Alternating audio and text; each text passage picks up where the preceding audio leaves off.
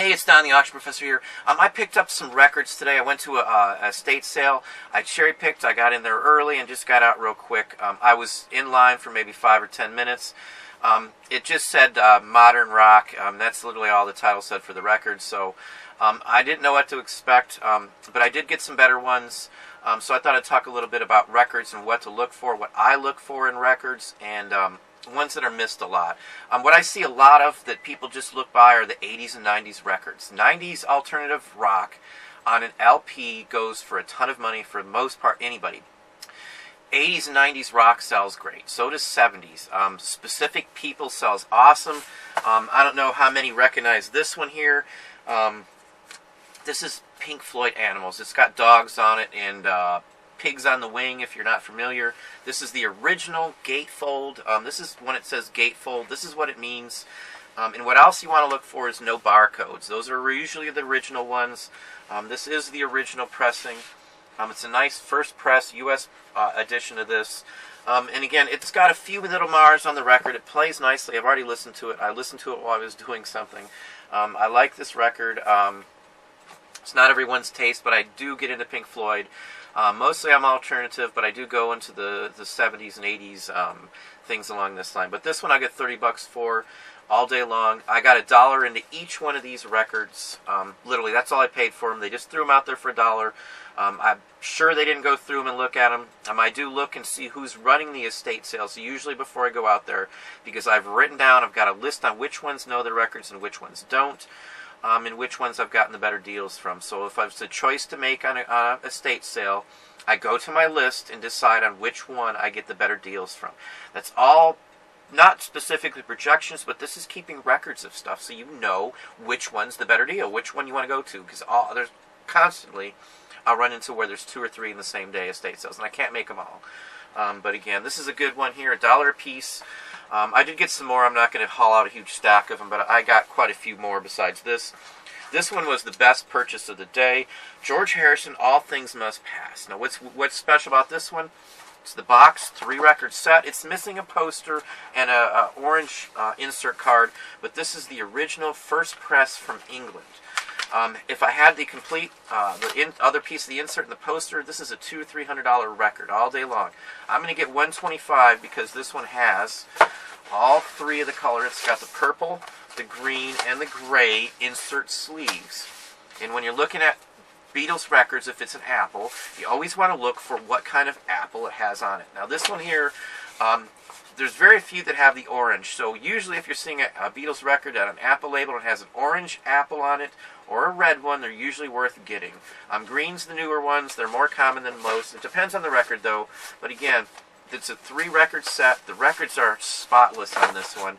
My $1 investment, this one record's going to give me a profit. I'm literally going to double my money on this one record for all the records I bought. Double my money. So I don't remember the exact dollar count I paid in cash, and literally I just went from there.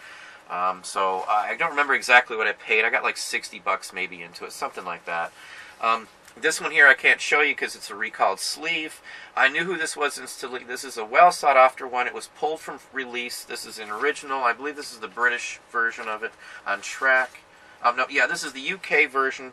Blind Faith, look it up. Look it up yourself. Look up who Blind Faith is. Something that would be worth knowing. Look up who's in the band and in the group. You should always be trying to look up new things. So if you're not familiar with it, look it up. Look up the records. Look up the people. Look up before you're going somewhere. Look up what you might run into. But this one's $45, and it's not in the greatest condition. Someone's actually colored on the top. Now, this isn't something that the Expos way will get off. This is actually on paper, and it doesn't come off the paper, only the gloss. There is another way, another chemical I'm going to maybe try on it. I may not. I might just split out 45 because I got $1 into it. Santana. Some of the early Santana goes fairly well. This is, $19. I'll probably get $14.50 out of it. This is the Beach Boys in concert. If I remember right, the last one of these I got, say, 19 or 20 bucks out of Reprise. It's an early one. It's an original. In excellent condition, gatefold. It's got 2 records to it. Again, I paid $1 for this one too. Like 20 bucks or so. Another Blind Faith. I might even put them together a lot. I'm not really sure. But this is not a record. Now, I thought it was when I first saw it, because I'm almost sure that this is a record cover design. This is actually better than the record. This is actually a tour book that you only could buy when they were on tour. And again, look up Who's in Blind Faith, please. If you haven't any clue on who they are, look it up. But again, this is an actual full-fledged tour book. Now, some of these rock metal tour books from this era, I'm not sure in the age. This is probably early 70s. It might not even have a date on it. A lot of these tour books didn't publish dates on them. It's got the main centerfold still in it. But this could be worth like $200 or better. I don't remember what the last one of these went for. I didn't even look it up yet. I knew what it was as soon as I opened it up and realized it was pages. These don't show up very often. It's in like mint condition. Very nice one, but a concert book. So I'm going to sell this separately, I would say. I'll probably put like $195 on it and take whatever I can get. Again, I don't think I got more than 16 of everything. The Best of Cream. This is an early one. Again, no barcodes on any of these. That's the key you want to look for. It's a stereo. It's an early Atco. It's got the original inner sleeve. I'm not going to yank it all out because I'm sure you've seen a record before.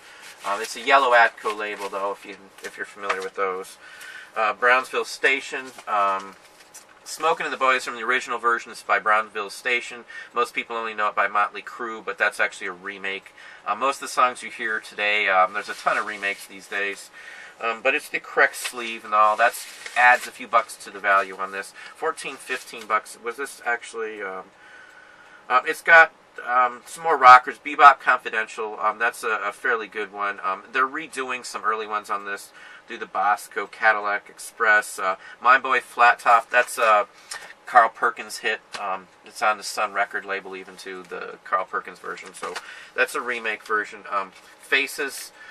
Again, I'm not going to tell you who's in Faces if you're not up on it, but look it up. There's a very famous person who sung Do You Think I'm Sexy, who was actually in the group. This is an early one. Nice early Warner. I'll probably put 14, 15 bucks on it. A lot of this stuff sells very easily, very quick. That might be something I'll put up on 3 different sites on all these items. This is the last one that I was going to show you. 10 years after. It's a gatefold one. It's a London Durham. Now, this is an earlier one. It's a nice stereo. It's a nice label. It's an early one. It's actually a first press. It's a real good one here. One thing you want to look for when you're looking up what's sold on eBay is sometimes in the first pressings, they'll list dead wax or stampers. The stampers are numbers that are listed or stamped into the vinyl between the paper label itself and the first track on the inner circle. So there's numbers on this one. This one's got a long number of a ZAL9584. A lot of that can mean something. It means whether it was the first pressing or the second pressing. It doesn't have to have a number 1 or anything like that. Like U2, UX, UZ, any of that could be numbers.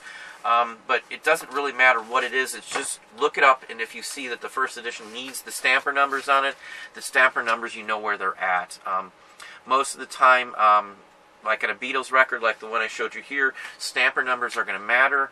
I don't remember what the stamper numbers on that one were, but I know it's the first edition. I've had that one, or first pressing. I've had the George Harrison Beatles one before. And again, a lot of these are sell very quick. Anything Beatles I'll sell like this. This is a rare one, so this one will sell really quick. I'll probably put, say, $125, $145, and I'd probably be out the door $100 any day of the week. I'll probably hold on to it and just take the $125 in the near future. It's worth paying an extra 30 cents to list it for 6 months to get another 25 bucks out of it. I mean, you're talking 30 cents difference to hold on to that for 6 months. You know, 60 cents for a year for me to run this for a year to get my 125. I know it's going to sell. I have no doubt in my mind that it's going to sell for good money. So, you know, that's what you need to look for. This is just a little bit of what I got today in records. If you're not up on records, you need to look for them. A good subject matter are like Motley Crue sells very well, early ones.